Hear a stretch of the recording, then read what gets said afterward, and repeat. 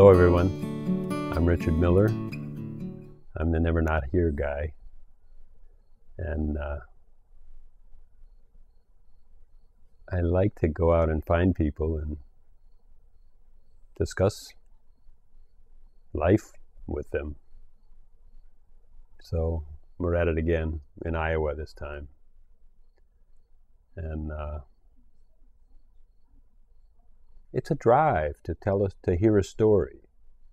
I mean, the whole world of literature, the whole world of biography, the whole world of history. We want to hear a story and somehow see if that's relevant. And relevant must mean that it somehow rubs off. It'll tell us what not to do or what to do. And somehow, as if we could make those modifications or consider those modifications, or make a difference in our lives. And sometimes it's anxious and we feel pressed at it. We feel we really need to find different kind of people to talk with, or role models, or famous people, or movie stars, or spiritual figures, or people that do good in the world, people that have found themselves in a position to help many, many other people in the face of oppression or the face of some injustice. And why can't I be that way? Or why am I not interested? Should I be interested? Many of our scriptures say help the poor, or help other people, or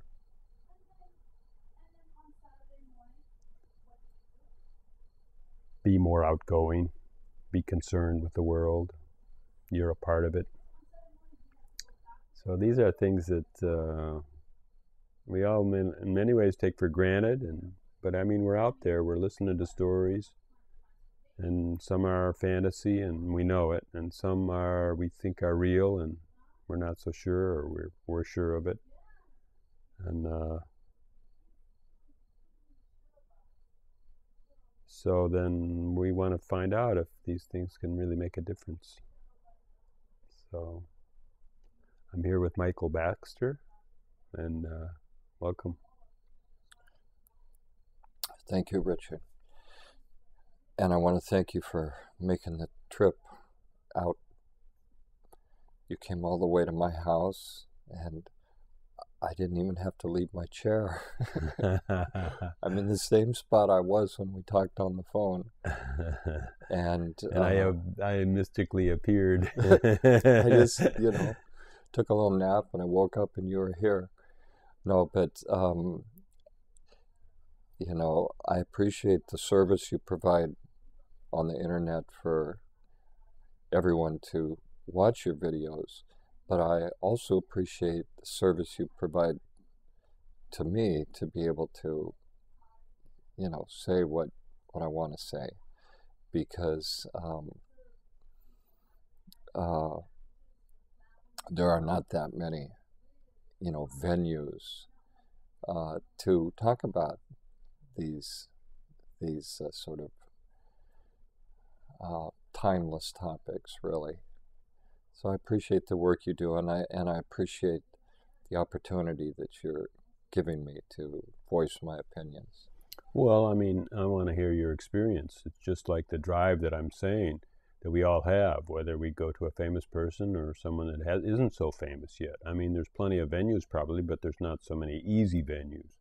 I mean, maybe you have to build up your venues and with years of work and somehow make a whole formula work, called paying the rent at the hotel or whatever. Yeah. And this is a lot easier to a venue like this. Yep.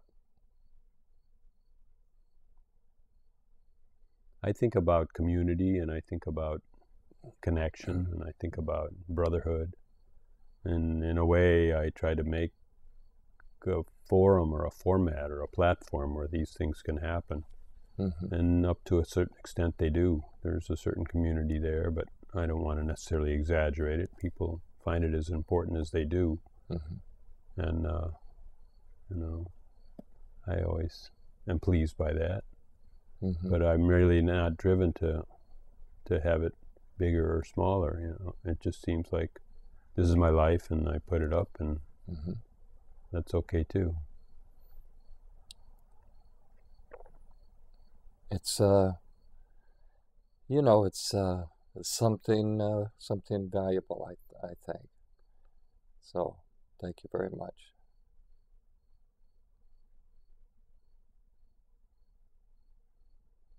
Well, what's worth talking about? And what can I say that hasn't been said before? I would like to you just converse with you and respond to what you think is important. Well, many times we're saying that you only get what you can get out of a discourse, which means, well, a dialogue, let's say. Let's say two people are talking, and maybe they're kind of synced in, and they seem to know what they're talking about, and maybe they're not. And we're really not so sure how much that sync really is taking place. And I'll bet a lot of people that present realize that people walk away and they didn't get half of it, or maybe nothing, what they were really intending. Now, whether they felt that they were stumbling over the words and that really there's no words that can capture what they were intending, or whether that's just the nature. We all get whatever we can get out of our experience. You know, you're saying that reminds me of a story that I made up recently to introduce my point of view, if I may. And this is the story of Airhead, Brickhead, and Knucklehead going to the movies. Now, this is the first time that any of them have ever gone to a movie. So it's a new experience. And Knucklehead is amazed by actually the story in the movie. And the movie is all about truth. And in fact, the name of the movie is The Diamond of Truth. And somehow there's this metaphor that truth is this tangible, precious, durable thing. And Knucklehead, excuse me, after the movie, tells his friends that he was really moved by the story and the message in the movie. Now, Airhead had looked up and seen the light up above his head, the light coming from the projector. And he told his friends after the movie that he was very excited that all of the action on the screen, all those colors and shapes and motions and everything, just came from this one sort of colorless, generic, energetic commodity, this light. So that's what he was fascinated by. Now, Brickhead was fascinated by the screen.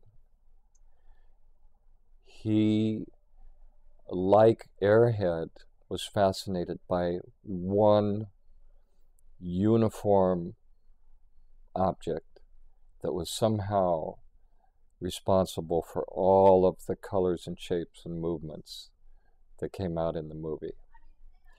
So now Brickhead was not able, really, as you say, you have to connect, right? This person has to be enthusiastic about saying something, and the other person has to be receptive about hearing it. Well, Brickhead was not able to connect.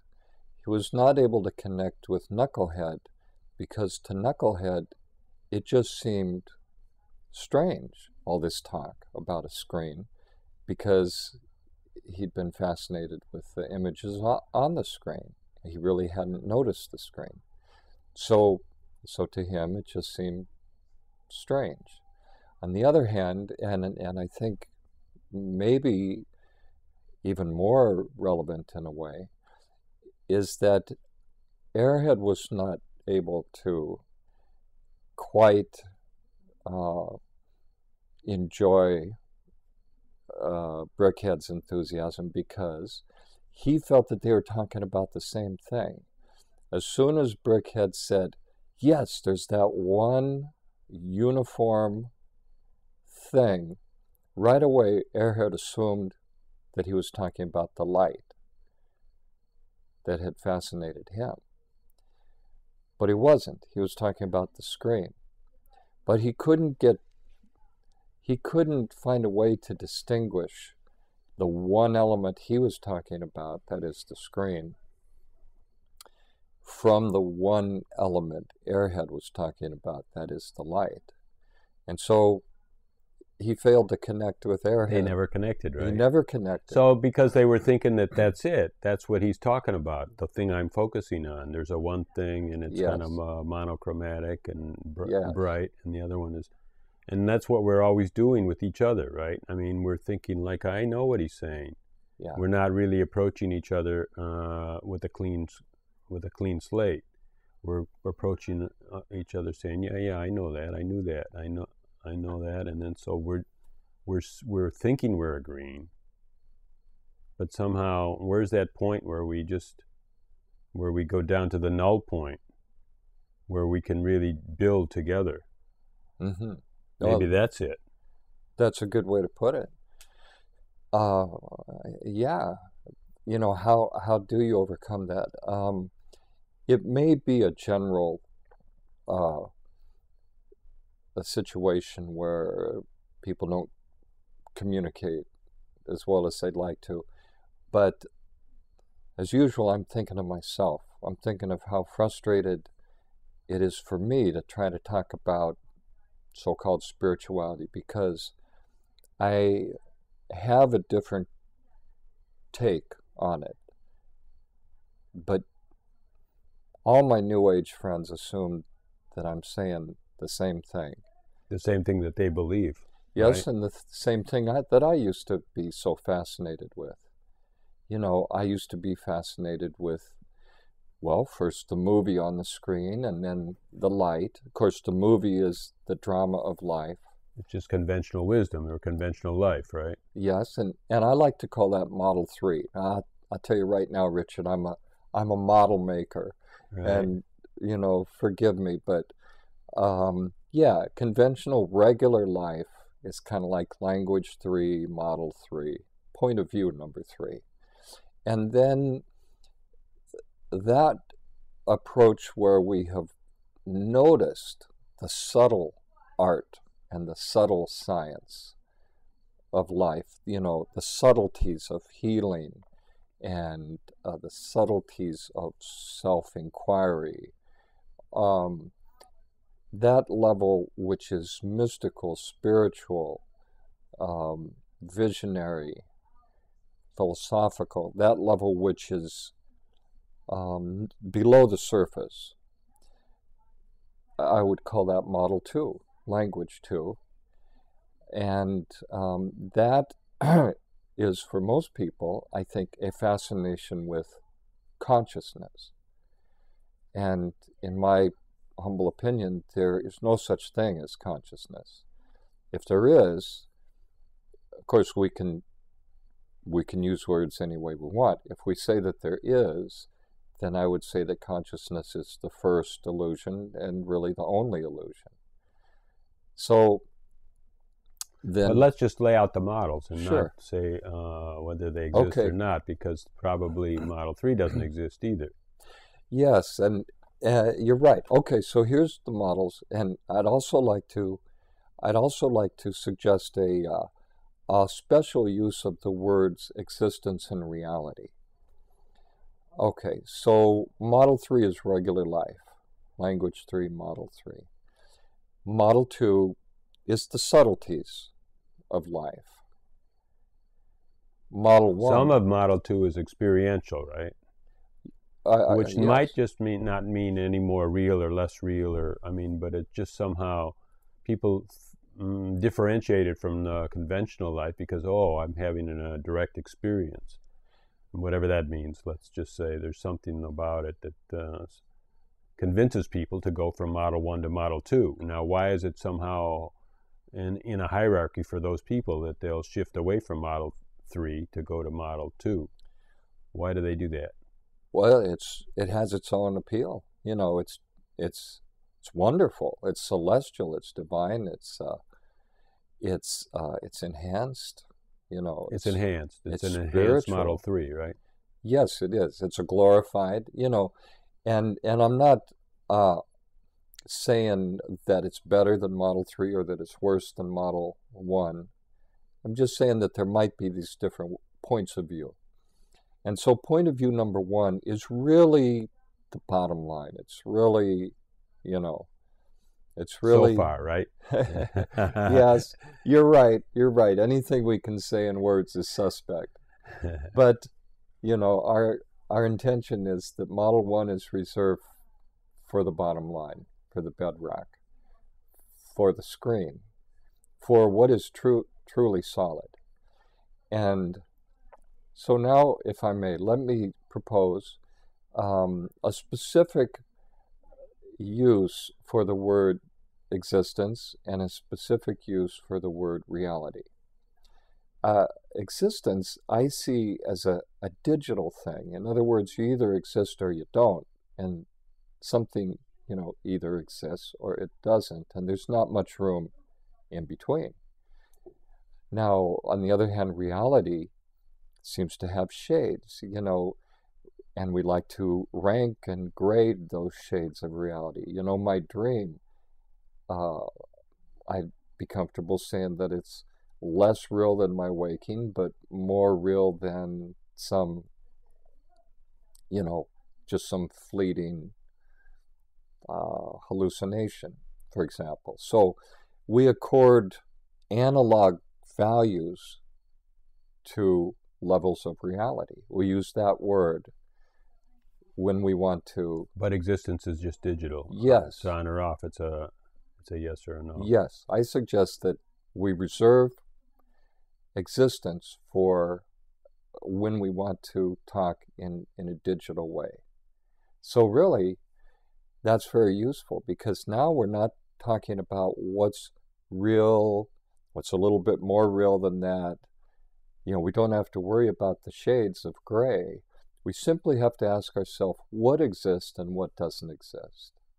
And I'll tell you right now, a fascination with what exists and what doesn't exist is not necessarily going to translate into anything else. It's not going to necessarily make you happier, healthier, you know, sat chit ananda. It's not going to improve your intelligence or make you more blissful, peaceful. We're really just talking about what exists and what doesn't exist. And I think the reason for doing that is that it actually restructures everything else from the inside out. You know, mulling over these ideas about what exists and what doesn't exist has a very fundamental effect, which sort of percolates through all the rest. What do you mean by restructuring? By restructuring, I mean that it's such a basic idea that other ideas rest upon it.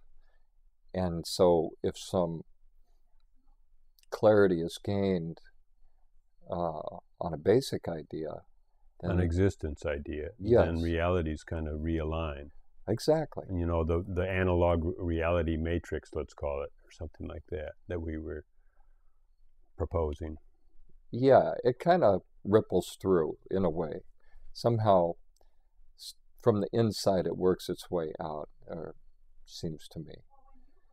One thing is about in the reality matrix, in fact, the more flimsy you get, the more fun it could be, because then you can, and you can mold it. Yes. But then when you're on the existence spectrum, there's nothing, there's no change in anything that exists. Yes. And so then you just go with it, right? And enjoy it. It's true. Maybe. All the just fun. Enjoy it, right? I know. It's kind of like taking all the fun out of it. Well, that kind of a fun, Yeah. Right. But sometimes that kind of a fun can be hectic, and then to know there's an existence is also kind of stabilizing. Or you could say, well, I'm only hectic when I'm playing with hecticness, but really I'm existing. Could be. And I don't want to pretend to have any kind of understanding that I don't have. There's so many things that I don't understand. Well, let's just say we're proposing these things. Okay. Like, for all of us to keep looking at. You just said a fascination with what exists. Yes. Doesn't necessarily lead you anywhere, but I mean, somehow, apparently that fascination exists, because you say you have it every once in a while. Yeah, that's right. And also, I've seen it. You used another phrase, Richard. You said a direct experience. You used it actually referring to a level 2, model 2, language 2, a kind of experience. But here again, I'm going to suggest that we reserve this phrase, direct experience, for this paradoxical, technically impossible, but definitely something that does occur. You can see pure existence. You can actually see existence, and that's what I would call direct experience. Now, putting aside for a moment that whole paradox,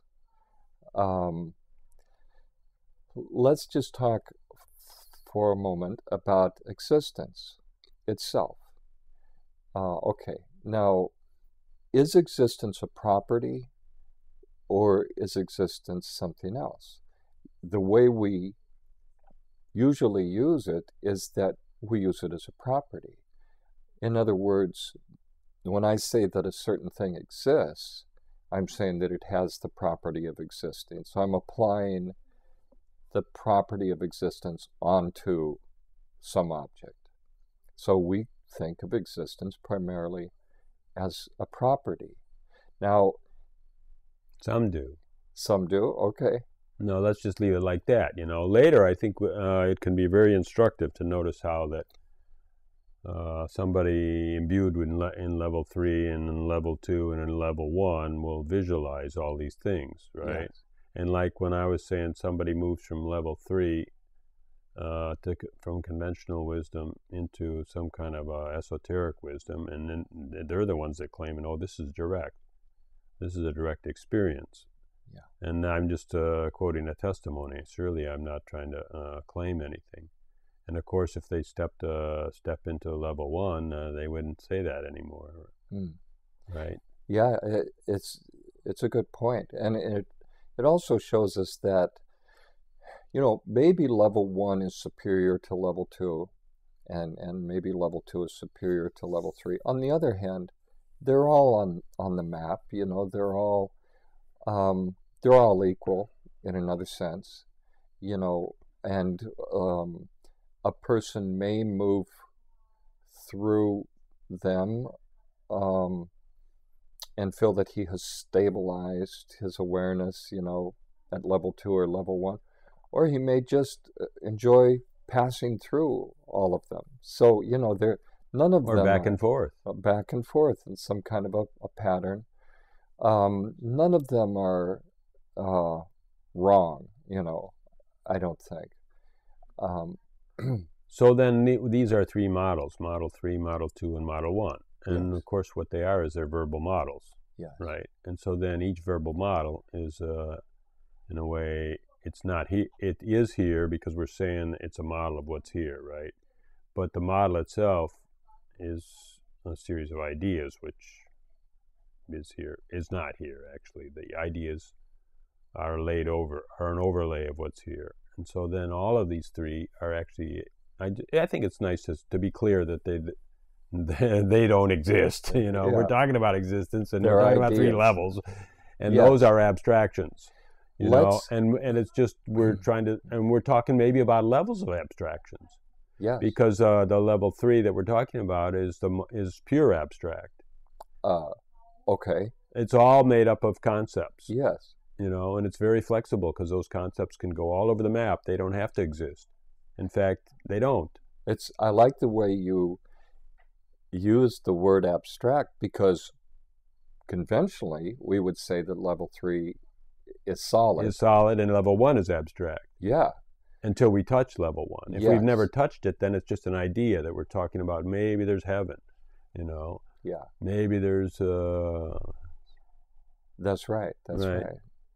So let's talk about existence. Let's, kind of keep on coming back to our real purpose here, which is to try to understand the nature of existence so that we can approach an understanding of what does exist and what doesn't exist. or let's just say that we can know it when we see it. Yeah. Okay. You Fair know? enough. Because maybe we're thinking this is existence, you know, and we're all level three dudes, you know, and we're thinking, Yeah. oh, of course it's existence, you know, but we want to know it when we see it, you know, or have some hints that what wouldn't be it and what would. Uh-huh. And then we can start giving properties to it, maybe. Okay. You know, but I don't know if we really finished the property idea, right? Okay, good. I jumped off of that, I think, because If we say that existence is only a property, then we find ourselves in a strange situation. If it's only a property, by which I mean it's not an actual object. Let's say, a pen. A pen is an object. Let's say for now that this pen exists. So this object, this pen, I've applied the property of existence to it. And I can do that because the pen is an object, and you can apply a property to an object.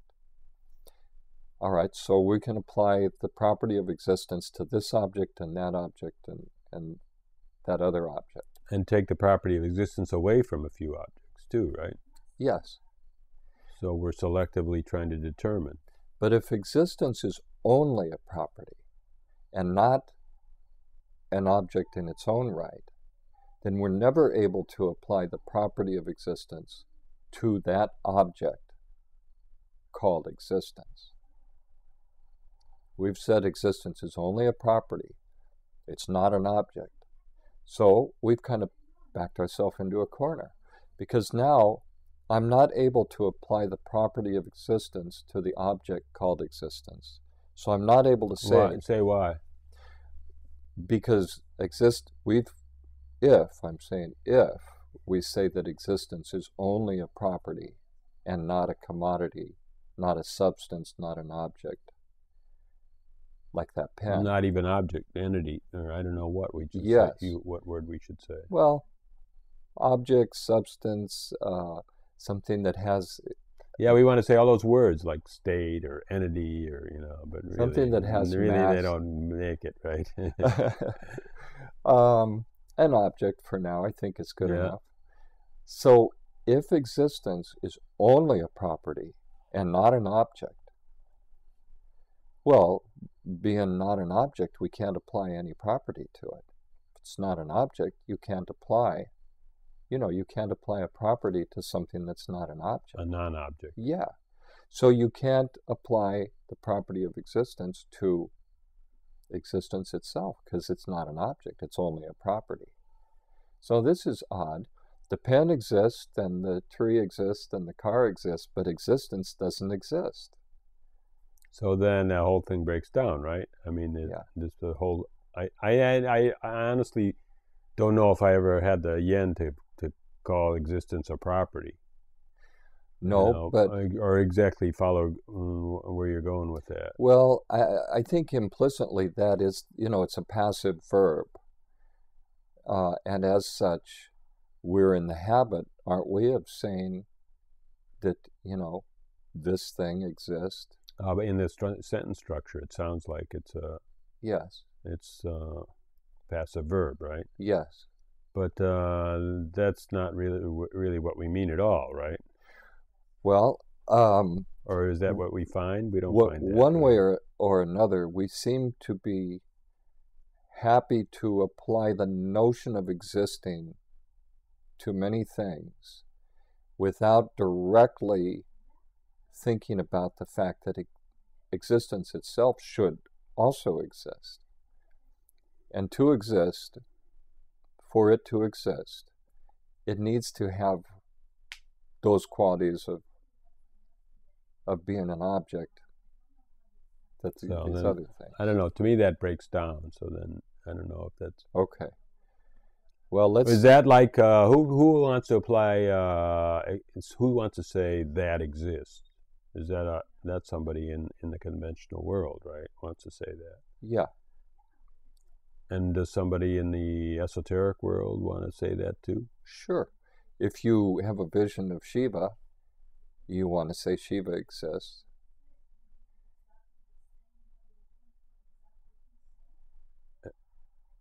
You do or you don't? You do. I mean, it's it's not like we overtly walk around all day saying, I declare that that exists, and I declare that that exists. But we assume it. But implicitly, we're always. In other words, we're assuming if I have to deal with it, it exists. Yes. If I don't have to deal with it, it's just a cloud. We're granting at least provisional existence to things that we deal with. That thing exists, so then my car exists, so I'm going to get in it and drive to work. And fill it with the gas. That's right. At any rate, we do very much deal, with what I'm calling the property of existence. Is that only when you're fascinated by seeing what exists? I mean, no, we're just assuming. I mean, because when we're in conventional wisdom, we're assuming everything exists, and we're just a part of that existence. No, right? not really, not everything. If you're, I don't know, if your two-year-old daughter comes out and she says, "Daddy, there's a monster under my bed," you say, "Oh, honey, that doesn't exist." So, okay. So we pride ourselves in being able to determine what exists and what doesn't exist. But we don't seriously consider the possibility that existence should exist as more than just a tautology, more than just a trivial statement. In other words, what would it really imply if we really get fascinated by the fact that actually existence should exist? Existence obviously must exist, or we shouldn't be using that word at all. So what I'm trying to get at here, maybe I'm not doing such a good job, is that existence might be more of an object than a property. It might be an actual substance. It might be a commodity. It might have mass. Well, we say it can't have mass. Well, maybe it has what we are getting at when we use the word mass. In other words, it has real mass. Other things have some other lesser quality of mass. I've seen, to some extent I'm seeing now, that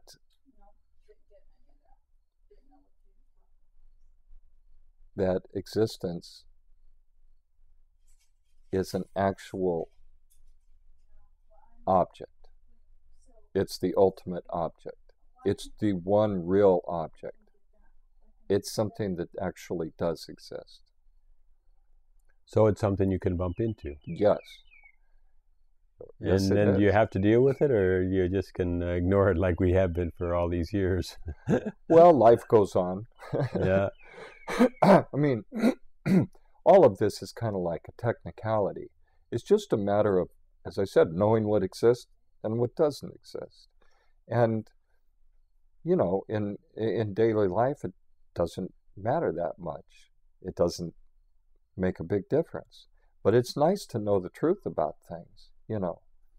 And the experientially, it is absolutely possible for a regular guy like you and me, and I love to do a little mood make and play in the subtle arts and sciences and see a few auras here and there and have a few visions, and I love it. That's where all the fun is.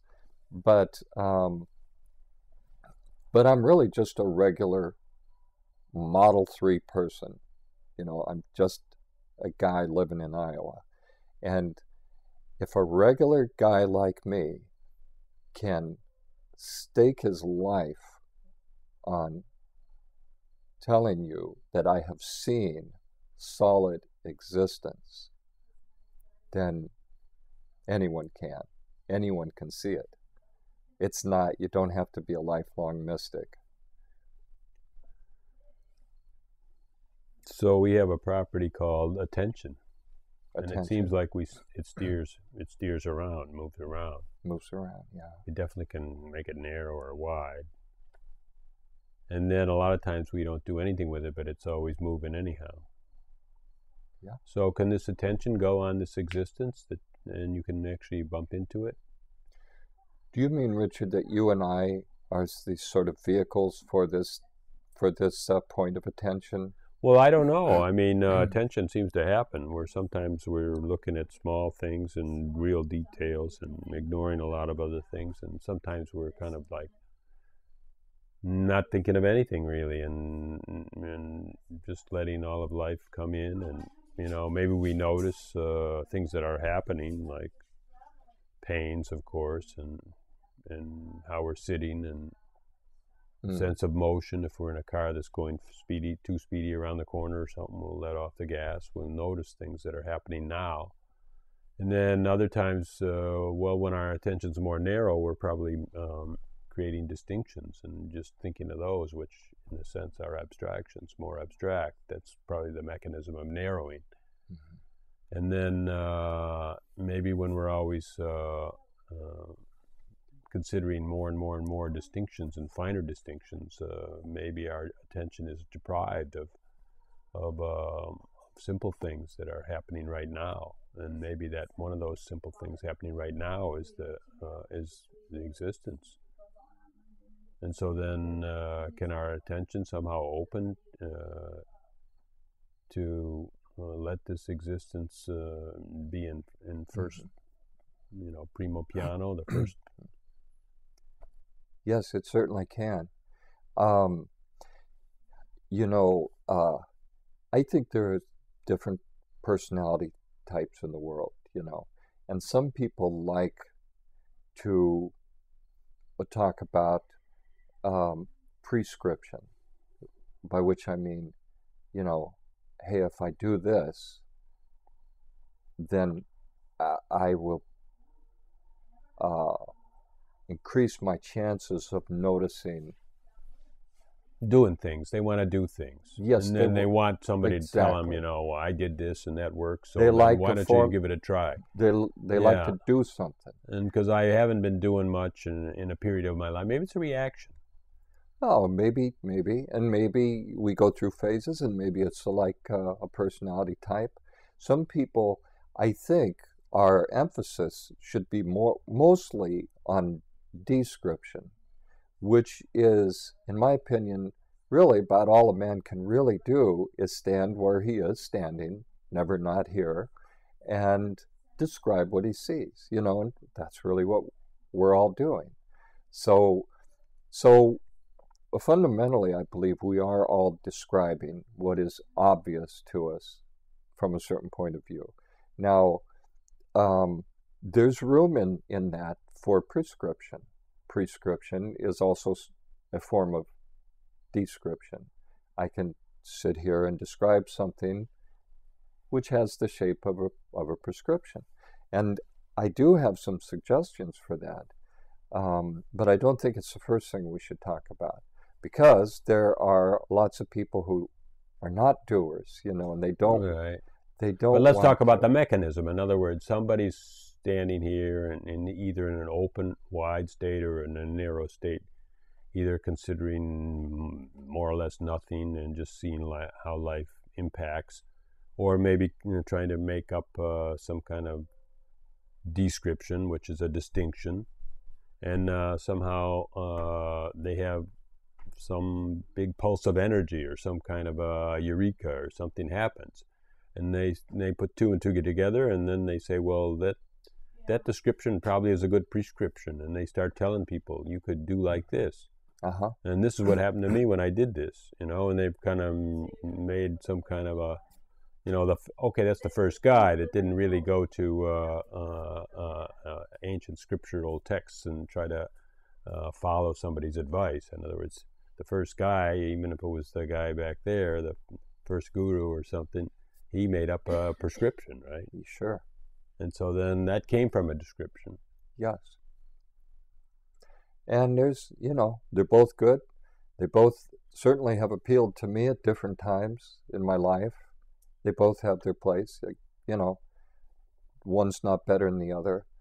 But I think it's probably good to start with description and kind of work our way up to prescription, just because it can be, it sounds like work piling up.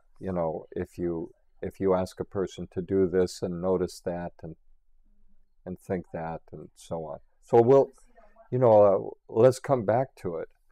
But I think for now, just think of what we've done so far. Let me put it in this context. There's a word in India, and I'm going to try not to, use too many Indian words, and I'm also going to try not to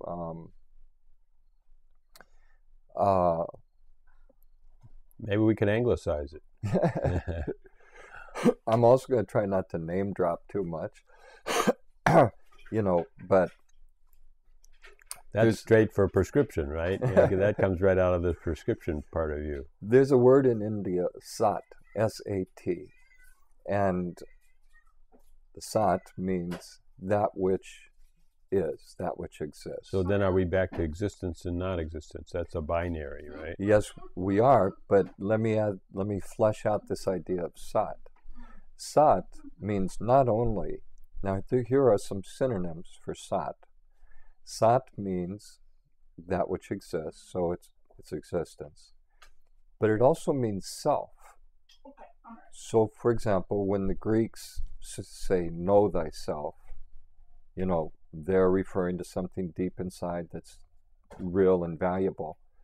That is also a synonym for sat. So sat is true self as well as existence. That's interesting. Okay, well, all we're saying there is that something about self exists, and that part of the self that exists is sat. And so sat is just sat, and it happens to be part of who you are, or what you are, or it's all of who you are, maybe, not part. And you can say that if self and existence are both synonyms for sat, then maybe self is nothing but existence. Maybe that's all there is to self. Know thyself comes down to, once again, know what existence is. Know what exists, okay. Know what existence is, and know what exists and know what doesn't exist. So it all comes back to existence. So existence, sat, self, these are synonyms. Okay, so starting with that, we have talked about how existence is digital, not analog, and I've proposed that if we really think about it, we come to the point where we feel that we must be able to apply the property of existence to some object called existence so that we can say existence exists. So I've suggested, and this is really my main theme, both logically and experientially, is that self-sought existence is solid, dense, tangible, massive, etc. So truth, the real reality, not the analog, but the bottom line reality. Truth, existence, self-sought is what we mean when we say truly massive, truly solid, truly dense. So if you... Here's a word. Now, how about unshakable? Sure. In fact, you introduce what I think is a very fun exercise. To me, it's fun. I hope you would think it's fun. But if you start, let me put the word existence at the top here. Let me put the word solidness at the bottom. Now, there would seem to be quite a gap between those two. Existence seems like something abstract normally. And here I've put at the bottom solidness. How can we fill in a few ideas between those two so that we are comfortable? So we're going to work, here's a prescription, if you will. How can we become comfortable with the idea that existence is solid, and in fact is what we mean by true solidness? You know, Richard, we could turn it around and we could say, we haven't understood what existence is. We've assumed it's some abstraction, where really it's the only thing that's really solid. Or we could start at the other end. We could say solidness, we have misunderstood what it means to be solid. What it means to be solid has nothing to do with these things we've thought so far. It means nothing other than to actually exist. That's what it means to be solid. I mean, doesn't fact have to be a little more solid than fiction?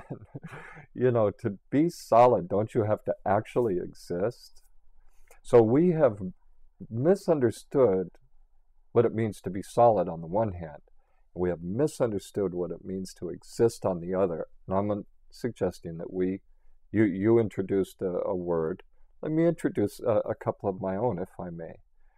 I think you said indestructibility. Or unshakable. Unshakability, sorry. Okay. Yeah, like when you run into something, there's just, it's there, it's so there that, here's what I've come up with for what it's worth. Let's start with existence. Well, existence is sort of like the background or screen for experience. In other words, we have experiences based on the fact that enough exist to sustain those, to reflect those. You know, in other words, something has to exist for us to have an experience. So existence, being the most abstract, is the universal background of experience per se. So my first step would be to move from existence to background or screen of experience. Existence is it's a universal background or screen of experience. Now, if something's going to be a screen of experience, you don't want it to be completely permeable to that experience, you know, or the experience will just flow right through it. So instead of being penetrable, permeable to experience, we would like it to be impenetrable. So to be a screen for experience, you should have some quality of impenetrability as regard experience. To be impenetrable, it's good to be of a single piece, because if you're of one piece, you can't get between the pieces and penetrate and divide. So here we've gone from existence to screen or background of experience to impenetrability to singularity, being of a single piece. And isn't singularity and being of a single piece pretty close to what we mean when we say solid? So this is one attempt to use these words. They might be right. Now, background of experience, what comes to me is that, okay, like existence is the background of experience, but the experience that plays on that background is not necessarily existing. Right. In fact, You know, just to jump on ahead, it certainly is not existing. it's not, huh? Right. It's not. Well, may I drop a name? Could I use one of my name dropping tokens? And Shankara, who on whose tradition the TM program is based, and who is the most revered teacher possibly, of anyone in India. I know that my favorite teacher, Ramana Maharshi, has said many times that Shankara was, the ultimate embodied teacher. So Shankara made a three-part statement, which is just absolutely wonderful. He said that Brahman is real, the world is not real. Those are parts 1 and 2. Those are the two sides of a coin. And then he went one step further, and he said that Brahman is the world. So I'd like that to be our organizing principle, really. Because here's Shankara putting it in 3 steps. He has told us what exists, what doesn't exist. So he said Brahman is real. So then he just say Brahman is a world that means existence, and Brahman is this binary digital on yes, or off. he said yes or essentially, no. he said self exists. Self exists. And I can tell you that there was a certain day.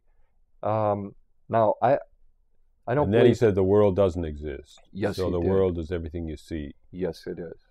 And then he said self is the world. Yes.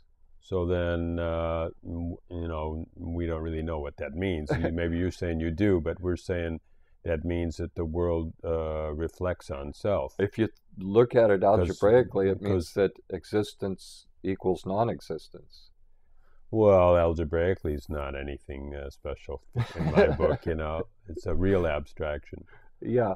But anyhow, I mean, he's just saying, like, if you said self is existence, and he said self exists, so it is existence. It's either way to say it. Existence is self. And the world is not real, and self is the world. Well, that self, as you were saying, is the background. Yeah. And so that you're saying the world plays on self or reflects off of it, or bumps against it or something, and it doesn't penetrate it. And so then it becomes apparent, because if it penetrated it, you said it would just go right on through, and you wouldn't, there would be it wouldn't strike. So then, whether I'm okay, and you like that, right? Yes. Self is the world, but it just means that's the paradox in those words. But to me, it just means, okay, the world is playing on self. Well, let's save Shankara's third statement for later, because I believe it can only be appreciated, after we've hashed out a couple things. So, forgive me for being, for laboring a point, and for being, would be fairly boring stuff unless this is your specific interest. I realize that. But I can tell you that this has always been my specific interest. When I was a kid, I won't even tell you the family stories, but I was very obsessed with finding the right definition of the word truth. That's what I've always wanted, was the right definition of the word truth. And I've come to believe that truth is nothing but existence whose form is infinite density. The bottom line, truth, reality with a capital R, is nothing but solid existence. Self is solid existence. If Einstein can say E equals mc squared, this abstraction is equivalent to this thing with mass in it, which is mc squared, then I can say that self, something abstract, is equivalent to solid existence. In both cases, there's this proposed equivalence between something abstract and something massive or solid. Equivalence in a way, but one thing Einstein said, which was really interesting just by that equation, is that a tiny, tiny, tiny little bit of m equals a huge amount of E. Yes. Now that is really kind of like where most people take it, I mean, the fact that there's an equivalency, it's only a tiny bit of m equal because the c squared is so huge. Yes. Well, if I was indulging my Model 2 side, I would jump in and say, imagine how large the coefficient between existence and energy. If the coefficient between energy and mass is c squared, imagine how huge the coefficient between existence and energy is. So what are you saying? That there's a hell of a lot of movement in a tiny, tiny bit of reality? I'm not going to go there existence? Because that puts true mass on a merely quantitative scale with false mass. And I can't go there. They're qualitatively different. So let's leave that for now, except to say that maybe that wasn't the best example about the Einstein equation. There's another quote by Einstein that I absolutely love. He said, everything should be made as simple as possible, but not one bit simpler. So that's what this is to me. Let me look at it another way, if I may, Richard. Please. The world has so many things in it. Let's for now say that the multiplicity of the world is an extrapolation of the number 3.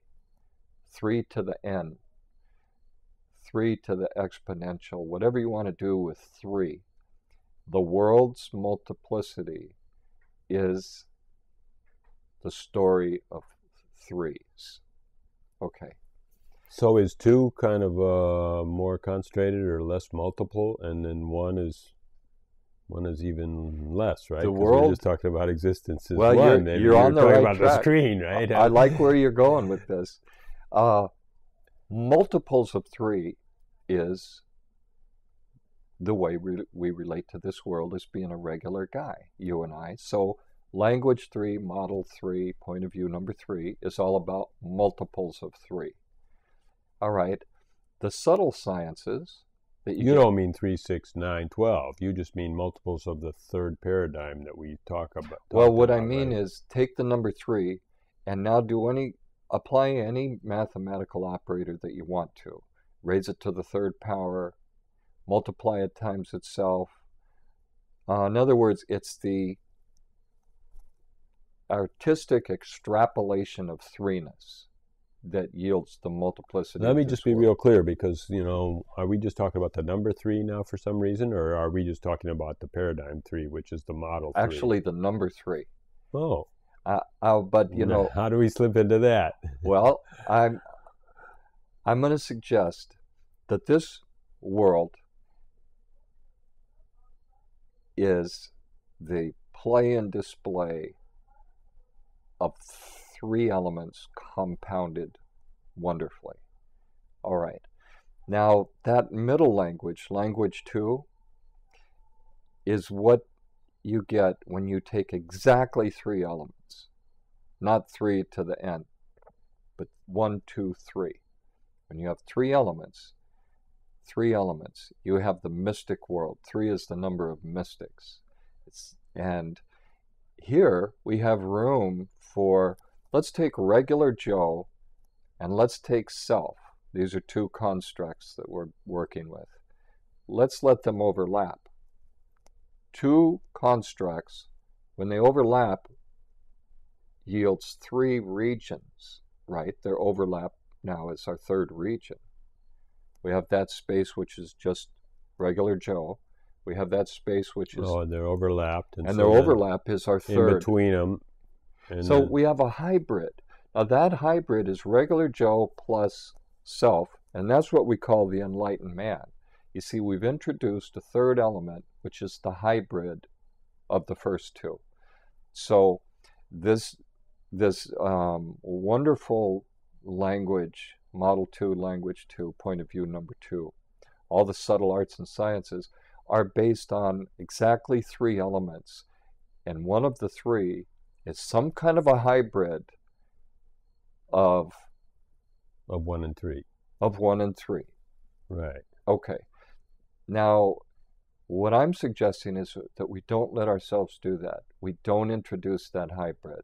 You and me are here to talk about self and non-self, fact, fiction, existence, non-existence.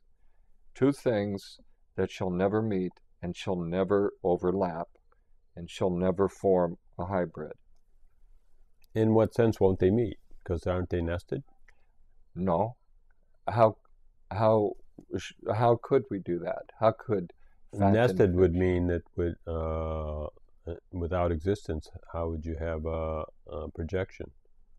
How could there would be no projection. There would be nothing to project, and all the multiplicity wouldn't show up. And so the answer is, and that's what I meant by nested. And the implication is, it doesn't. Non-existence doesn't happen. It doesn't exist, but it appears. It appears to appear. I'm sorry, I'm not doing word games. It appears to appear now. I'm sorry. Back from appearing. I apologize. Broke my own rule. That's a beautiful thing. We are being disciplined here. Something that exists, something that doesn't exist. We have to agree that the thing that exists always exists, and the thing that doesn't exist never exists. So it didn't appear. Why didn't it appear? What? Well, why is a slippery word. I don't know about that.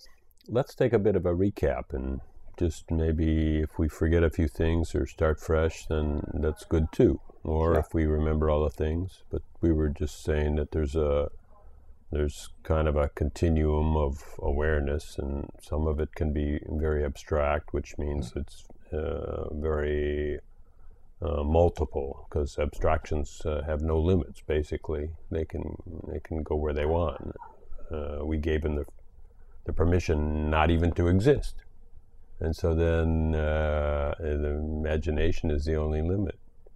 And then somewhere in between, there's some kind of more of an experiential content, and sometimes it feels good, and sometimes it feels bad. And when it feels good, people kind of tend to want to gravitate there, and maybe see that it's more important than, especially if their abstractions kind of took them in so many ways that it really didn't really add up to anything, or seemed to be very repetitive. And then we said that perhaps there's some place that we could just be fascinated with what really exists, and then it's even simpler, and maybe the simplest, and without any kind of a judgment that one place or another place is better for our attention, but it must be the fascination is nice to know the whole structure, or kind of just know what the options are. Boy, that's really well put. I like it. I must have been listening.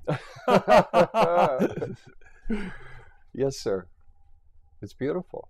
Well, if I may, I would like to just tell you what my personal experience is now.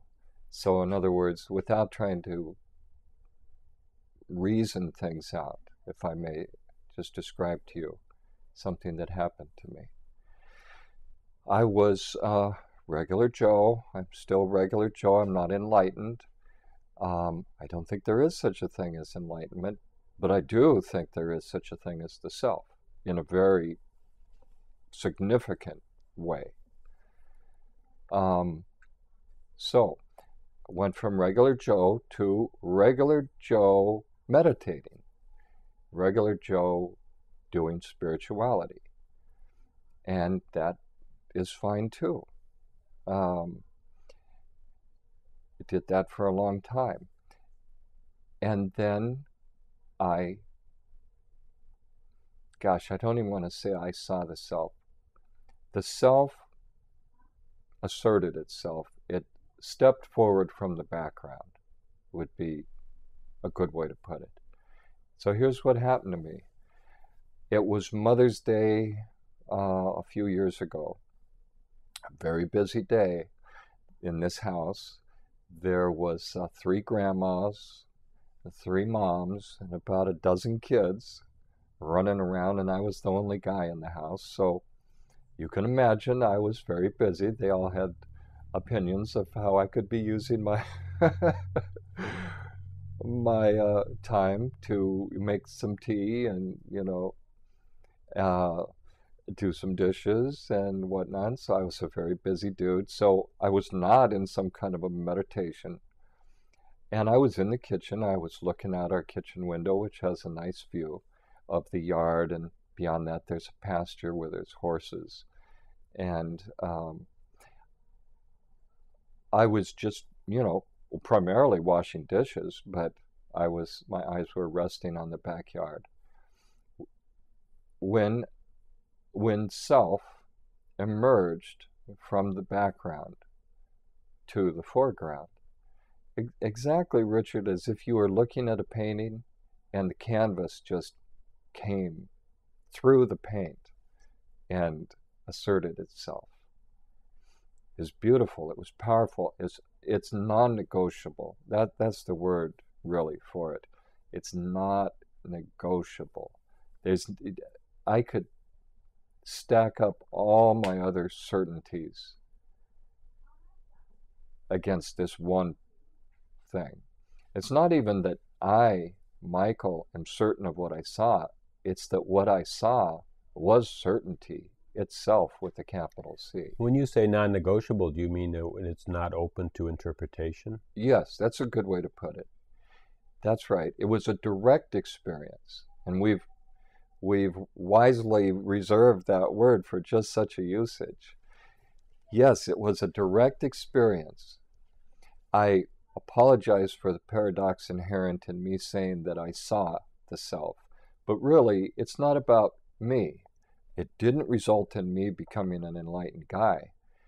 If anything, one split second after seeing that the self is absolutely, definitely there, and it's made out of solid existence. That's what I'm looking at. One split second after that came the certain knowledge that I don't have that, which it has, and I do not exist. Me and the world, and you did a beautiful job a few minutes earlier of basically showing that we should deal with me and my world as one single unit and compare that to self as another single unit and ask ourselves which of these two exist. So I saw that the self, that solid existence, I saw solid existence assert itself absolutely, undeniably. Split second after that, I had the clear understanding that me and my world taken together as a single piece do not exist. So you see, there's no room in that for me to say that I'm enlightened, because I'm part of what doesn't exist. It's very clear. It was absolutely clear. And then that's it. That, spirituality, I really, really think it comes down to like 2 or 3 sentences. Well, that's what Shankara decided too. Something does absolutely exist. It does. And what is that thing? It's existence. It's actual, dense, solid, thick existence. The rest of it doesn't exist. Now, shall we go ahead and take on his third statement? Let me just say this, though, just to put in another point of view, because I don't know. I don't say I had such a solid knowing, but one time I don't need to really go into a heavy description, but the notion that came to me really strong was that the whole scene I was viewing was on a curtain, and that curtain ripped, and behind it, I don't know. It wasn't that the canvas came forward like you as a solid thing, but actually it just dispersed, and it was just hanging in tatters, and so then I was thinking there was nothing back there. You know, when you said it's real solidness back there, I was thinking there was just ephemeralness back there. And maybe I stopped it because I kind of, the thing that came up was like an anger, like, oh my God, I've been tricked. You know, like there was all, the whole reality was just hanging in shreds as a tattered curtain. And I thought I spotted that rip. So I don't know. Maybe I didn't. Maybe my anger stopped the action in the iceberg didn't come up. Well, I won't presume to understand what your experience was, but it certainly sounds like you were dealing with some very basic ways of looking at things. There was all the action. It was on a screen. Now, whether or not that screen exists, I seem to have had this experience that it does. You seem to have had this experience that it doesn't. That it's very flimsy. Mm-hmm. But I'm going to resist the temptation either to try to interpret your experience or to try to logically show how what you said might be a subset of what I said. I'm going to try not to go there. I'm going to try to stay, because that's where I have fun. I call it mystic math, mystic physics. There's that's where all the fun is, really. But let's just talk about what actually exists and what actually doesn't exist. All I can tell you, Richard, and you can, if you choose to discount my testimony, please discount it 100%. Please don't take part of it and leave part of it. When you get in your car and drive back to Chicago, please tell yourself, I either reject Michael's story completely or I don't. But I'm going to stand here and tell you that unequivocally that self exists in a terribly tangible, profoundly present sort of way. That it's tremendously solid. It's infinitely solid. It's solidness itself. It's what we mean to convey when we cooked up the word solidness. That is self. That is true mass. I have behind me here a book called Massive, and it's all about the search for the Higgs boson. And, of course, I wish I could, communicate with these fellas and say, yes, it's the Higgs field, the mass field, which might be true mass, as long as we understand that it's not quantitatively different than false mass, but qualitatively different. But, all of this is, you see how easy it is to go from Model 1 considerations to Model 2 considerations. That's why I keep saying that's where all the fun is. But I've told you what I saw, and all I can do is stand by it. One thing I like what you said, that if you don't take part, either take it all or none. And it's kind of like what we were saying about discovery, to start at a null point and let's just construct it together. Mm-hmm. And if I'm carrying something from here and something from there and a little piece from there and trying to make that into some kind of model, I'm not really honoring myself by allowing me to construct what I see. Mm-hmm. I'm trying to fit things in, and I'm trying to see what I already knew or what I already know. I think science is in a great way in that boat, that they're always trying to look at nature from what they knew yesterday and verify it, mm-hmm. and see where it would go. Mm-hmm. And so then here we are discovering. Yes. And what if it was that simple? What if it was? what if it, I was talking with my best friend, Stephen Wright. He's a wonderful friend. Saved my life. Gosh, he saved my life when I was less than an hour from taking my life due to serious troubles with my health and lots of other things. Stephen,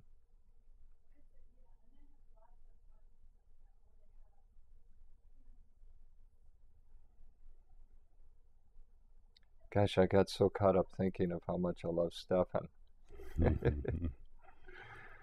What were we talking about before that? I was just saying that constructing from what we see, I believe it's necessary to start at a null point and basically throw everything we said away and everything everyone else said. Yeah. And just say, well, what do we see? I mean, and even the more pure way to do it is to say, what do we see right now? I was talking with Stephen the other day, and I was saying, what if it's this easy? What if you just have to see the self? And he said, you know, I call myself a brickhead, right? You see now why I brick, solid, Yeah. solid self, Okay, brickhead, right. okay. And he said, well, I want to be a brickhead too. He said, do I have to have the same experience that you had? Do I have to see the self? I said, no. You only have to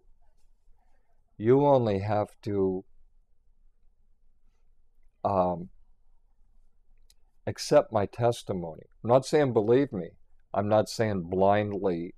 I'm just saying accept that here's one guy who is saying this. And there have been other people, of course. I just found out about another one, Tulsi Das. You've heard of this teacher, Tulsi Das. He wrote some great books in the 14th century, I think, in India. Apparently his big thing was the solidness of self, you know. So there are people who have talked about this.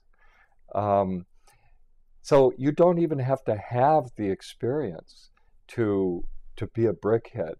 You just have to like the feel of it, you know. It has to resonate somehow that which is should be that which is substantial, shouldn't it?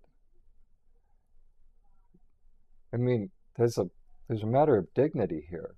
Shouldn't that which exists be that which is worthy of these words? Worthy is a good word.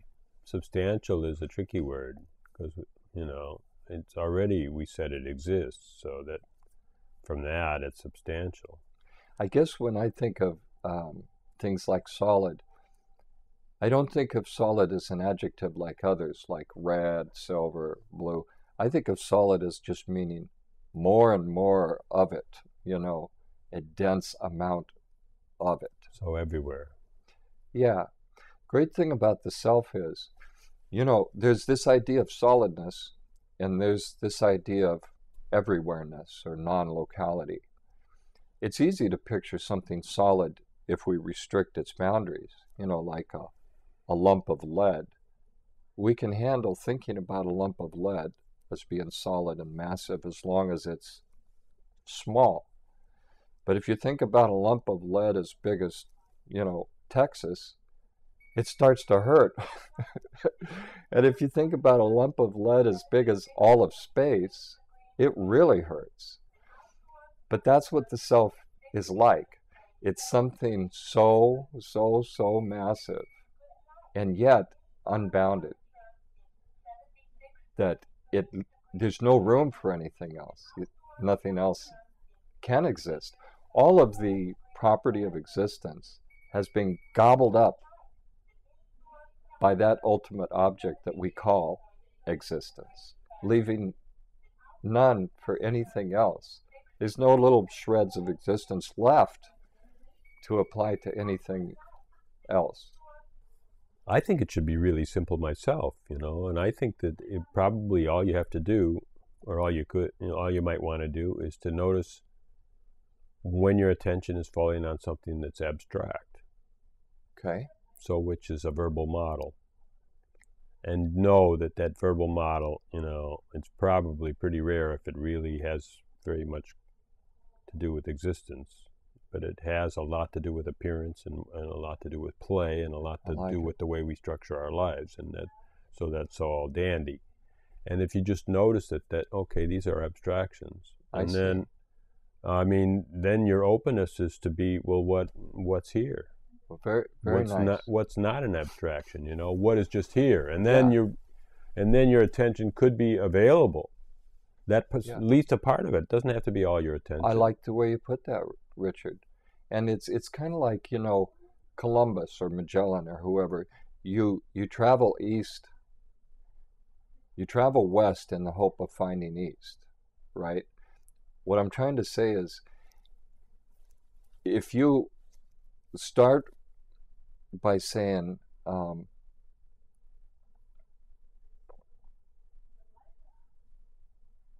I want to know what's real, and you decide that it's not in this world, because if it is in this world, then something that's more tangible would seem to be more real than something that's less tangible. So a rock would be more real than me, because a rock is, even harder than me. So that can't be. So I decide to look inside. Well, I go through these layers of mind and energy, and at each one, I move towards increasing abstraction. And I ask myself, is there nothing but abstraction here? So I keep going in. I finally arrive at this field called pure consciousness. Now, this is where most people would stop. And this is where, this is where a lot of disciplines do stop. You find yourself at pure consciousness, which is very, very abstract. If you take one more step, you'll move from pure consciousness to just existence per se, which you assume is going to be even more abstract. But you have no recourse, so you take that last step. Much to your surprise, existence is not more abstract. It's terribly solid. So you traveled east and you found west. You traveled towards, you went in the direction of increasing abstraction until you came to that thing which is supposedly the most abstract, and you found it to be absolutely solid. That's the surprise. Some things that would be a curious question would be like you were saying, okay, you get to consciousness, which is very abstract, and then you take one more step. But really, you don't take one more step. That's when you stop taking steps, in a way. Yeah. Right? I mean, because your steps aren't really taking you into anything that exists. Right. It's actually the self that steps forward. And the self is doing the stepping now, or not. Or not. I mean, or not. It's just there, doesn't move, doesn't budge. But somehow your awareness is just available there, and I don't know if this abstracting has helped you in one whit, but maybe or it has, and but certainly it's not a path. You don't go abstract, more abstract, totally abstract, abstracter yet, and then boom, real. That's not how it works. No. But you could say it kind of happened that way, right? Yes, it does. And I think it inevitably does and will. For, it's easy for me to, shake my finger and say, just wait, but it inevitably, it must. The self must assert itself. Okay, well, inevitably the self must assert itself no matter what you do. Yes. Whether you're playing games with abstractions or not. That's right. I'm just saying, no, they're abstractions. Try to see what's an abstraction and not, because sometimes when the abstractions are finer, we think, well, maybe there's a hint of reality here. and try to realize that, just, I mean, put yourself to looking. That's all try means. Uh-huh. Look. Uh-huh. And again, you come up, well, that's abstract too. Maybe even more. And then you say, well, hell with it. Throw that one down too. Maybe when there's nothing left to throw down, right? Yeah. When everything that doesn't really exist has been tossed. Yeah. But you're still doing it. You're still living a life. I mean, you don't have to throw it and crumple it up and stomp on it. Nothing I is mean, rejected. you're just not holding it anymore as a possible existence.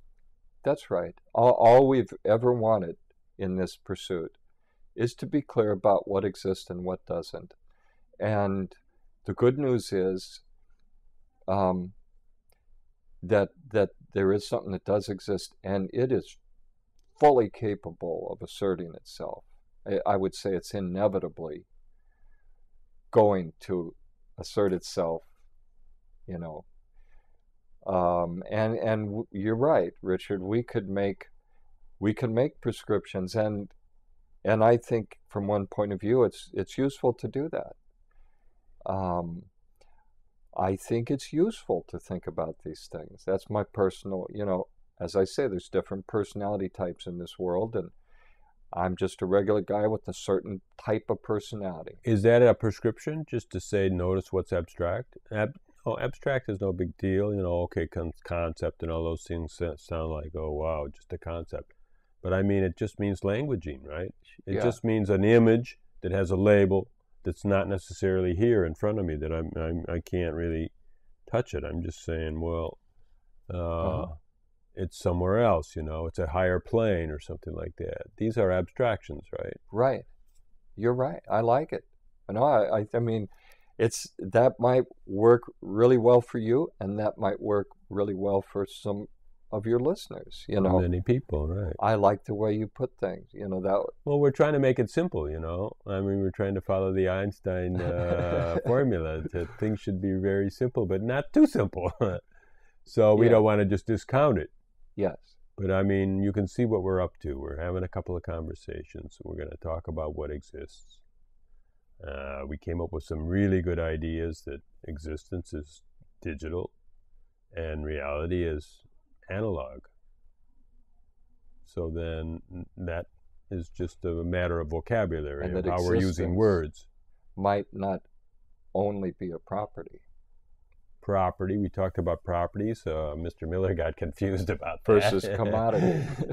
Yeah, properties and commodities. It's like when we say in the sentence structure, that thing exists. So then we're giving it a character or something like that. But maybe, is there another way to say that sentence? Exists that thing.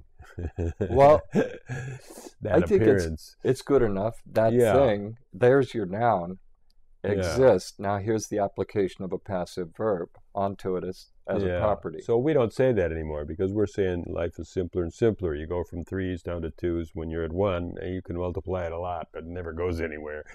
So anyhow, we're talking about maybe existence might be the underlying layment, what's under it all, or we're saying some kind of a backdrop, or how did you say it? A background or screen, the universal background or screen of experience. We're saying that it's kind of singular.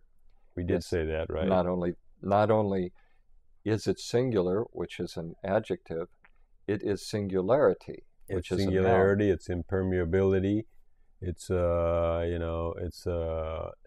there's no little pieces where the space could go between, and because reality can't slip through. I mean, appearance can't slip through. It has to just be blocked.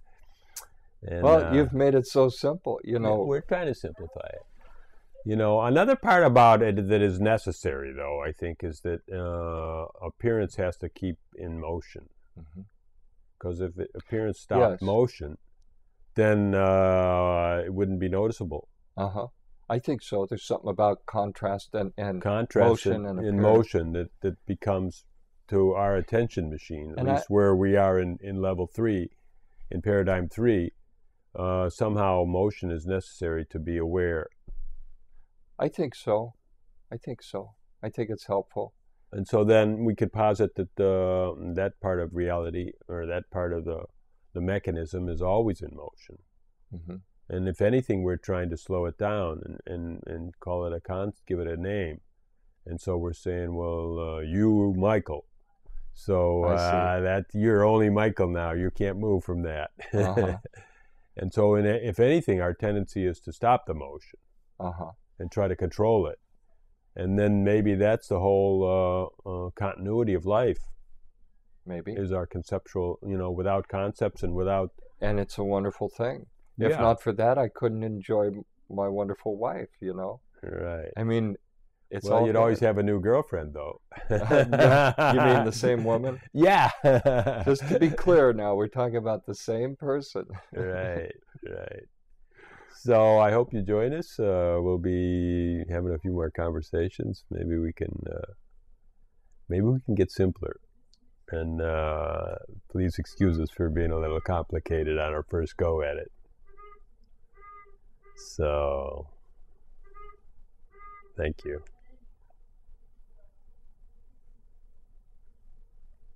Thank you, Michael. Thank you. See?